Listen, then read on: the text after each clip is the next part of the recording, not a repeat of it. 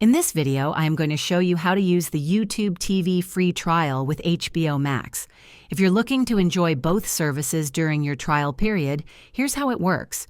First, sign up for the YouTube TV free trial and select a plan that includes the Entertainment Plus bundle, which features HBO Max as an add-on. This bundle also includes other premium channels like Showtime and Starz, but you can choose just HBO Max if you prefer. Once you've subscribed, log into your YouTube TV account and navigate to the Library section to access HBO Max content directly within the app. You'll have full access to HBO Max shows, movies, and exclusive originals during your free trial period. Keep in mind that while the YouTube TV trial is free, adding HBO Max may require an additional fee depending on the promotion. Be sure to check the subscription details to avoid unexpected charges.